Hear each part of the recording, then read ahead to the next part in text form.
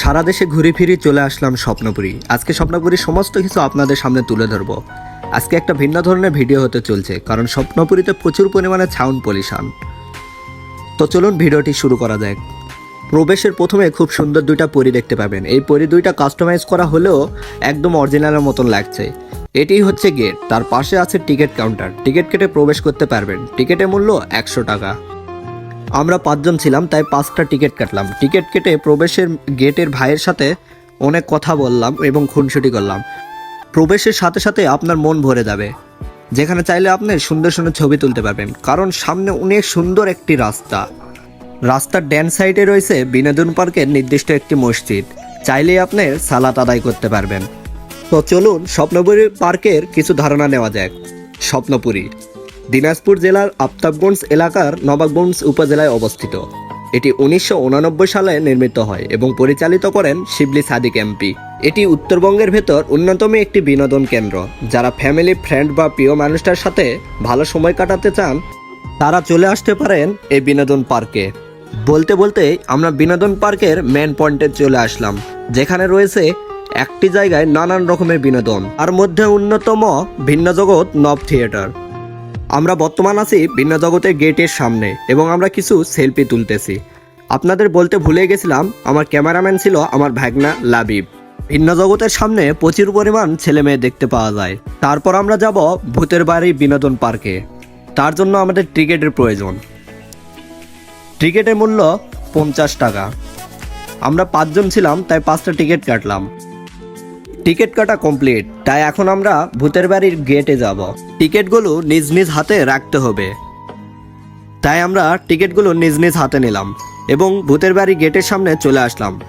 একটা জিনিস খেয়াল করলাম, ভূতের বাড়ি গেটের সামনে প্রচুর পরিমাণে ছেলে মেয়ে।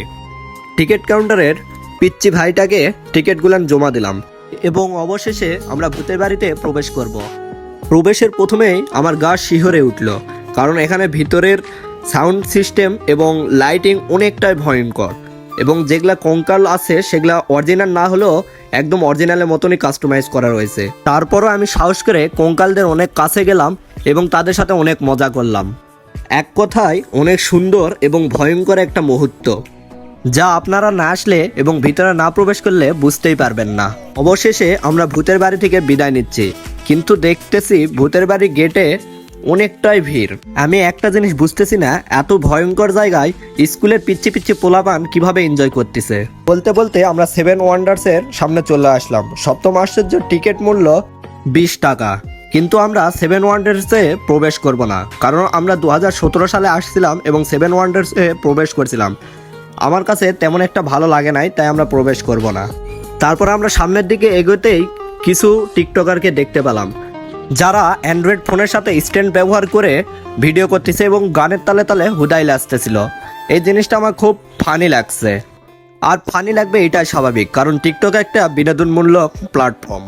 তাই বলে কি এগুলা ভাবা যায় এতগুলান পোলাপাইনের সামনে ওরাই হুদাই নাচতেছিল? এটা দেখে তো আমারই হাসি পাচ্ছিল। আমরা 7 ওয়ান্ডার্সে ফটোশ্যুট করছিলাম না, তাই আবার 7 ওয়ান্ডার্সে ব্যাক আসলাম এবং কিছু ফটোশ্যুট করলাম।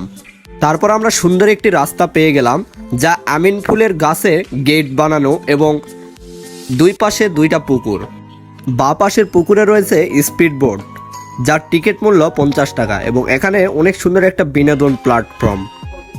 আমি এখানে পার্সোনালি কিছু ফটোশ্যুট করতেছি, কারণ এটি অনেক সুন্দর একটা ভিউ, যা দেখে মনেই হবে না এটি স্বপ্নপুরীর ভিতরে একটা অবস্থান। আর এই রাস্তায় ফটোশ্যুট করতে চাইলে অবশ্যই ডিএসএলআর নিয়ে আসবেন, কারণ এই রাস্তার পুরাটাই ব্যাক সাইড, এই জন্য ক্যামেরা তেমন একটা ফোনের ভালো আসে না। এখানে আবার আমার 3 বন্ধু ফটোশ্যুট করতেছে। তারপর আমরা আবার সুন্দর 2টা রাস্তা পেয়ে গেলাম। এক কথায় স্বপ্নপুরী প্রত্যেকটা রাস্তা অনেক সুন্দর করে সাজানো। আমরা পুকুরের সাইডে স্পিডবোটের রাস্তা দিয়ে গেলাম, কারণ এই রাস্তাটা অনেকটাই সুন্দর। বলতে বলতে আমরা চলে আসলাম মৎস্য জগৎ টিকিট কাউন্টারের সামনে এবং এখানে টিকিটের মূল্য 50 টাকা। আমরা টিকিট কাটলাম এবং কাউন্টারে টিকিট জমা দিয়ে প্রবেশ করলাম। প্রবেশ করার সঙ্গেই দেখতে পাবেন একটা বিশাল শাপলা চত্বর এবং তার চারপাশে অনেকগুলান পুকুর, এবং এই পুকুরগুলোতে অনেক রকমের মাছ আছে। তো আমরা যাচ্ছি নানান কালারের মাছ দেখার জন্য। এখানে যাওয়ার আগে আপনি 10 টাকা দিয়ে একটা মাছের খাবার নেবেন, তাহলে আপনার সাথে মাছ অনেকটাই খুনসুটি করবে। তো দেখুন এখানে নানান রকমের মাছ এবং সবগুলান এক রকমের কালার।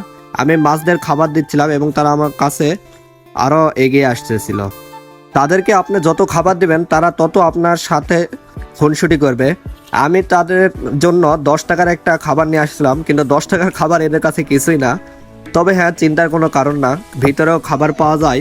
ভিতর থেকে আবার আমি 2টা প্যাকেট খাবার কিনলাম এবং এদের সাথে খুনসুটি করলাম। তবে একটা বিষয় দেখলাম, এদেরকে ধরা অনেকটাই কঠিন, কারণ এরা অনেকটাই চালাক। কারণ আমার মতো অনেকে এদেরকে খাবার দেয় এবং ধরার চেষ্টা করে। আমি অনেক চেষ্টা করলাম, তারপর ধরতে পারলাম না। তো মৎস্য জগতের মাঝখানে একটা প্রাচীর রয়েছে, এই প্রাচীরে আমি উঠলাম এবং চারদিকে অনেক সুন্দর লাগতেছিল। কারণ এই প্রাচীরে ওঠার পর মৎস্য জগতের পুরা সিনারিটাই এই প্রাচীরের উপর থেকে দেখা যাচ্ছিল এবং এই ভিউটা অনেক সুন্দর। অনেক ঘোরাঘুরির পর আমার প্রচুর পরিমাণে গরম লাগছে, তাই 20 টাকার টিকিট কেটে আমি প্রবেশ করতে চলছি বরফের রাজ্যে, যেখানে নাকি অনেক ঠান্ডা আবহাওয়া। তো ঢুকতে দেখতে পেলাম এখানে মনে হয় কাজ চলতেছে। তো ভিতরে প্রবেশের সঙ্গে সঙ্গে দেখলাম ভিতরে পুরাটাই অন্ধকার এবং কিছু লাইটিংয়ের ব্যবস্থা আছে, যেগুলা সবগুলানি কালারিং। নানান রকমের RGB লাইট ব্যবহার করছে এখানে এবং এখানে অনেকগুলান এসি সেট করা রয়েছে যাতে এই জায়গাটা একদম ঠান্ডা থাকে। এর ভিতরে এক্সট্রা একটা রুম রয়েছে এবং রুমে একটা টিভি রয়েছে, যার মাধ্যমে সবাই বিনোদন করতে পারে। এরপর স্বপ্নপুরীর দ্বিতীয় আকর্ষণ একটা দেখতে পেলাম। এটি হলো একটা রাক্ষস, একটা সাপ এবং একটা মহিলাকে খাওয়ার চেষ্টা করতেছে। এই কাস্টমাইজটা একদম অরিজিনালের মতন এবং এটি স্বপ্নপুরীর নতুন একটা কাস্টমাইজ। এর সাইডে রয়েছে বড় একটা পুকুর এবং পুকুরে রয়েছে বাচ্চাদের জন্য ট্রেন রাইড, যা একটি বাঘের মাথা দিয়ে ঢুকবে এবং তার আরেকটা মাথা দিয়ে বের হবে। এরপর আমি চলে আসলাম বিনোদন পার্কের শপিং মলে, যা বিনোদন পার্কে একদম সাইডে এবং এখানে নানান রকমের দোকান রয়েছে। আমি ফ্রেম কাস্টমাইজ করে নিব, তাই ফ্রেমের দোকানে গেলাম এবং ফ্রেম চয়েস করতেছি। এখানে হিউজ পরিমাণে ফ্রেম থাকার সত্ত্বে আমি ফ্রেম চয়েস করতে পারতেছিলাম না। তারপরে আমি তাদেরকে একটা আইডিয়া দিলাম যে আমি একটা বিবাহর উদ্দেশ্যে বা বিবাহর বার্ষিকী হিসাবে একটা ফ্রেম বানিয়ে নিব। তখন তারা আমাকে একটা চুজ করে দিল শুভ বিবাহর ইয়েকে। ভাইয়ের লেখালেখি দেখে আমি অবাক, কারণ ভাই যেভাবে লিখতেছে এবং এত তাড়াতাড়ি কিভাবে যে লিখতেছে আমি নিজে বুঝতেছি না। আমার দ্বারা এটা অসম্ভব। তো আপনারা যদি পারেন তাহলে কমেন্টে জানাবেন এবং ভাইয়ের লেখাটা কেমন হয়েছে সেটা কমেন্টে জানাবেন। লেখা শেষে তিনি এটি চিকমিকি দিয়ে কালার করে দিচ্ছে এবং কালারগুলো অনেক সুন্দর লাগছে আমায়। তারপর আমি এটা পলি দিয়ে কাস্টমাইজ করে নিচ্ছি যাতে অনেক দিন টেকসই হয়।